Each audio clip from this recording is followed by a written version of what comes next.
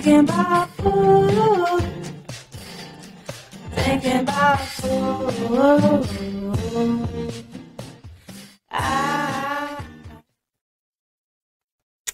Hello, everyone. It's just me here today, Danielle. I am preparing for a fun topic here today is picky eating. So I would love to see everyone's faces when I say that. It's a big topic. I think a lot of people or a lot of parents go through it as well. So if you are frustrated by what to make for meals because you don't know what everyone will eat that day, or you are worried your kids aren't getting enough or good nutrition from the foods that they're eating, this is definitely the episode for you. So first, we can start with a definition. So picky eating is the unwillingness to eat familiar foods or try new foods, as well as strong food preferences. So in my experience with picky eating, strong food preferences is the food has to look a certain way every time. So maybe it has to be the same brand of chicken nuggets, for example.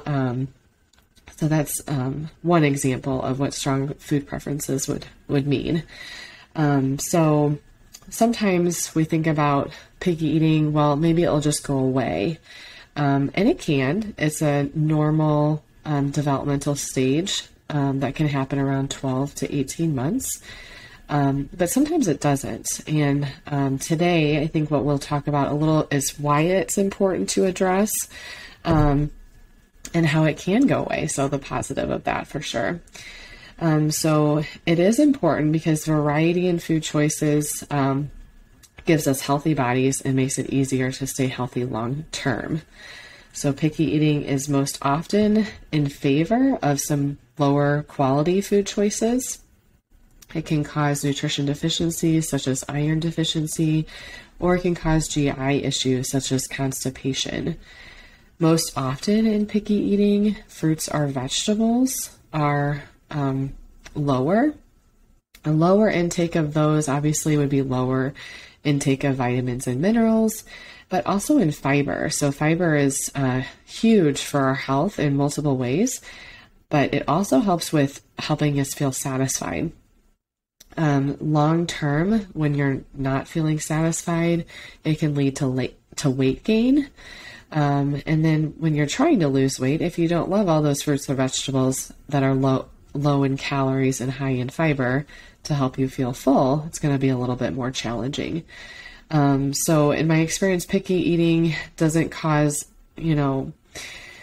childhood obesity for any, by any means, but it can cause problems long term if it's not addressed, not necessarily in obesity, but just overall good health. So I think parents already know this. I get questions all the time of how can I get my kids to eat these foods, and specifically fruits and vegetables. Fruits and vegetables obviously come with a lot of vitamins and minerals, but we do want to take a little pressure off of you guys parents, because, thinking about vegetables, if they're struggling with their vegetables, they're getting similar vitamins and minerals in their fruits and other foods too. But still, it is important to think about picky eating and how we can address it. The American Academy of Pediatrics says that picky eating is common, but it doesn't mean it's benign. And so let's take a look here. First, one thing, picky eating doesn't only affect the child, it does also affect other members of the family. So to prevent food waste, right, other members of the family will eat according to the picky eater. And then that also can cause burnout for the whole family if we're eating the same foods over and over again. And that can get old. So I was really passionate about this topic a few years ago. I still love this topic by all means, but I was living and breathing it with my own child. So I read as much as I could. I practiced everything that I read. And now I almost forget at times that I struggled with it as a parent. And I'm really proud of the foods that my kids eat. I guess this is the time to brag because I never do, but they eat salmon and fruits and vegetables and you name it, brown rice, sweet potatoes, anything I eat, they eat. And it's not just healthy food. We eat everything. We eat chicken fingers. So, yeah, so it's really exciting to tell you that it is possible to get on the other side where you can have less frustration with picky eating. So, like I said, picky eating can be a normal developmental stage around 12 to 18 months. And the reason that happens is you think about it, they're moving more, walking, and it's kind of a protective stage because who knows what they'll put in their mouth when they're moving about more. So unfortunately, how parents respond to the picky eating kind of determines how long it will last. And parents it's always in good intentions. You just want to make sure they're eating something. So sometimes we make different foods, right? So if they're not going to eat this dinner, so I'll make them something they will eat so they're not hungry. So obviously you're just trying to take care of your kids. So it's all with good intentions, but maybe we can learn something today together. So if your kids are older, maybe elementary school, middle school, they're not like babies. They're not starting at 6 months right now. That's fine too. This is applying for any stage, any age, under adolescence. Adolescence is when you can start teaching meal planning and prepping strategies. So we can talk about that. But the picky eating that I'm going to talk about today is anything under adolescence, all the way down to 6 months. So that's good news. I am going to share what worked for me, and thankfully this is not a trick or a tip. This is something that's been studied, internationally recognized, and developed by a dietitian and feeding specialist, and her name is Ellen Satter. You can go to her website. It's a really fantastic resource. Tons of great information on there, and I read it forwards and backwards. So the first goal is to help. Let's talk about the goal. Okay, the goal of today is to help your picky eater become more adventurous. When I say adventurous, I just mean trying new foods. So I don't mean trying weird foods or the goal is to get them to eat foods that you eat. So you can all be eating the same meal as a family. So that is the end goal, so that you guys are all eating the same meal over time. So one thing some expectations would be, it is not a quick fix. This took me 2 years. And if you read Ellen Satter's website, that is how long it's supposed to take. She doesn't say 2 years exactly, but she says a long time. You have to be really, really patient. And that patience is frustrating. So that's a great time to reach out to me because I know how it feels and I wanted to give up multiple times. So you do have to be patient. It is not a quick fix. The next thing to expect is some more joy and freedom at the dinner table. So when I was going through this, I was just sad that he wasn't eating my foods, that I worked so hard. I tried so hard to make it taste good and was hoping that he would enjoy it. And then the freedom is like, I was so worried and looking at his plate all the time and wondering if he's going to get enough, if he's going to be hungry. So freedom for that type of worry. Decreased frustration and saving time in meal planning will also come with this, because the end goal is that we're all eating the same meals. So we're not making multiple meals for the family for one night. And then decreased stress, like I said, is my kid getting enough? That's a constant worry I hear, and one that I worried about as well. So how we do this, First is have family meals. Okay, so kids learn how to eat by watching you, even when they're older. So this is not just a 6-month-old. Even when they're 8 and 6, they're still looking at you if you are going to eat it. Okay, so if it's easy for you to eat it, they'll think it's easy for them to eat it. So they do have to watch you eat it. So eating together is very important. I know that's with scheduling, that's hard to do. You can't do it every meal all week long. But as often as you can, having at least one adult, one care provider, eating with the children or the child. The second goal is to have regular meals and snack times.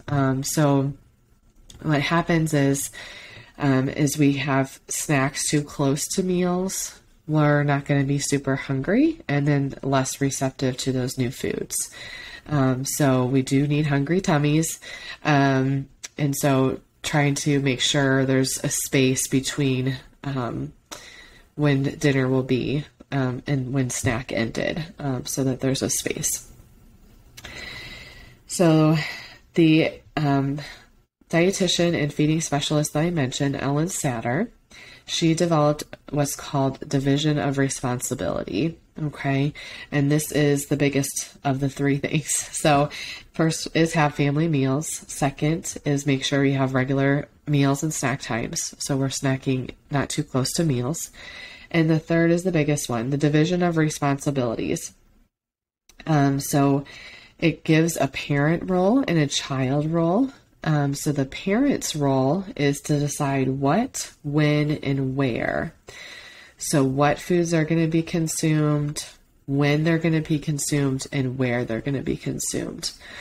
So once again, when we just need to be starting with any foods. We don't need to be worrying about if they're healthy foods. We just want to we just want to provide the foods that you want to eat as a family, and not worry if it's healthy or good choice or bad choice, things like that. So just the parent provides what, and then when, like I said, that's why there's got to be some kind of rules with the snacking. And then where, ideally we would be at a table and without distractions such as like TV or toys or books or screens or anything like that. So that's the parent role, and the child role is determine if or how much. So if he or she will eat the food and how much of the food he or she will eat. So what happens is if the child goes into the parent role or the parent goes into the child role, that's where the struggles and the negative consequences occur. And I experienced that. So parent going into the child role, that's the first one we're going to talk about. If we say try one bite, what that is pressure.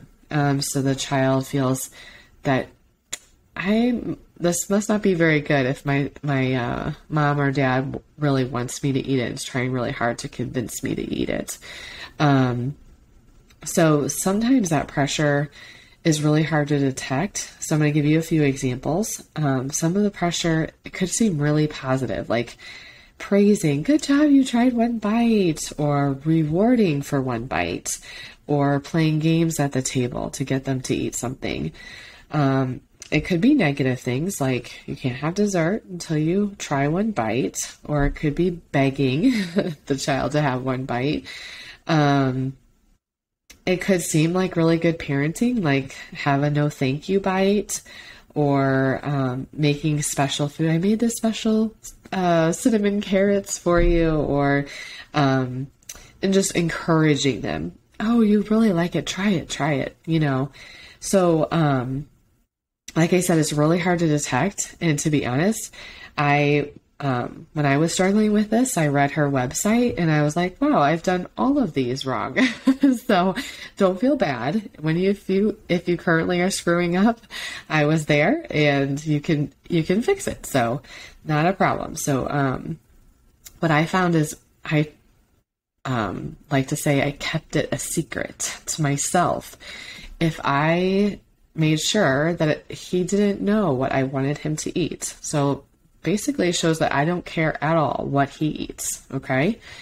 That's when you have success. Okay. And not the first time. You have to show him and prove to him that his role is that he gets to decide if he eats it. And you have to stand by that. So you have to really, really, really not care if he doesn't eat any of his carrots or any of his chicken or whatever it might be. Okay. So you have to really keep it a secret what you want him to eat or her to eat, or just not pay attention, and just really prove to him that his role is he gets to choose if he will eat it. Okay. So if your child's old enough, you most certainly can talk to them about this role, this new role that he has or she has at the table, and then also describe your role as the parent. Because like I said, he or she can't go into your role. So yeah, if your child is old enough to talk to them about this, that would be helpful so they know, what's coming. So yeah, if they say, do I have to eat this now? No, you don't. Tell them they don't have to eat it. That's even, something you can do if they ask. So then another way the parent goes into the child role is by controlling portions. So this is also with good intentions, mom and dads out there. We really don't want our kids to be hungry in 15 minutes because we're serving the dinner now, right? So if we say, can you please have one more bite of chicken, or can you please have one more scoop of peas, or whatever it might be, that's not letting the child decide how much. So what's that doing is causing them to ignore their satiety cues or their fullness signals. So when they're ignoring that a long term, they won't be able to recognize that, right? So they do need to be able to know when they're feeling satisfied. The only caveat to this one is distractions. So if your child is eating in front of the TV or with a tablet or with toys, they're going to really struggle with knowing if they're satisfied. And so, that's hard. That's why I really recommend getting rid of those distractions at the table. And I know it's not doable all the time. Like, for example, when you go to a restaurant, you see TVs all over the place. And my kids always come home and they're hungry. And they were watching TV while they were eating. But anyway, yeah, so trying to get rid of those distractions. Or like if something's exciting after dinner, like if it's possible, like for example, my kids might watch TV while I finish cleaning the dishes. Instead of them getting really excited about the TV, I'll say it doesn't start until this time. And so that way they'll have plenty of time to finish their meals and not be rushing through it.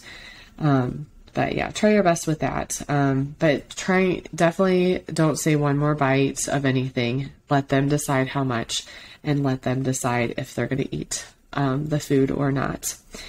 And then how the child crosses into the parent role is by deciding what they're going to have for dinner. So if the child is deciding what they're going to have for breakfast or what they're having lunch or dinner, that's the child going into the parent role.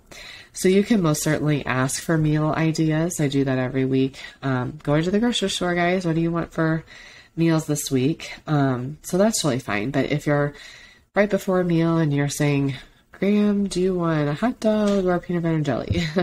That is having him decide.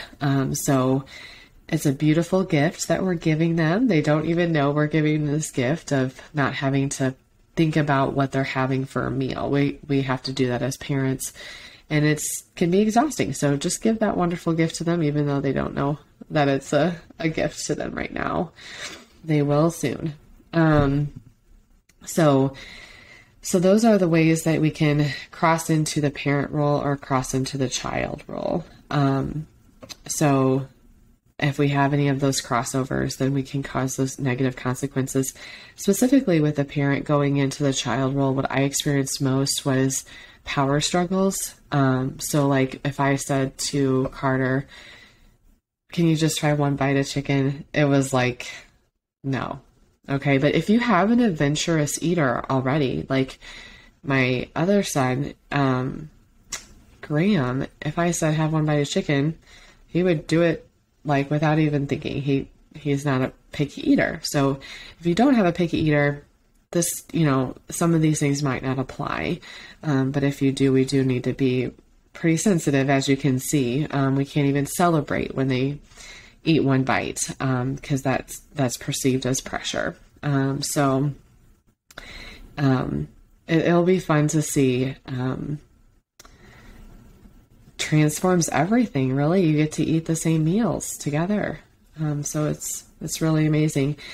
Some things that you can do just get started. So how we do this, start small. Like I said, don't worry about the foods that you're putting on the plate. Just put some food on the plate.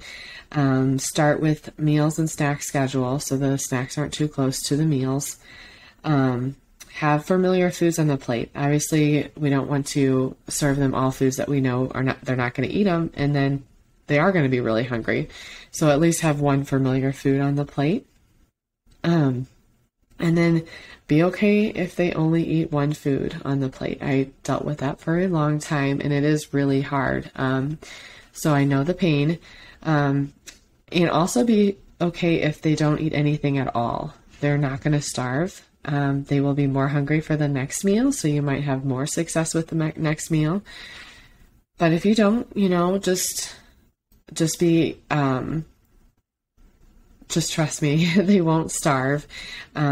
If your child is underweight, though, I do recommend consulting a dietitian, such as myself, on ways to keep the calories up in this process.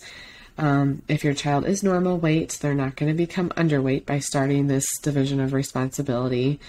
And if your child is old enough, like I said, do talk to them about their responsibilities and yours. And, talk about how you're a team and you're doing this together. You're going to have the same meals together, and it's going to be enjoyable. And, you're not going on a diet at all together. That's not what this is at all. And then stick with it long haul. It is so rewarding. I feel so much better.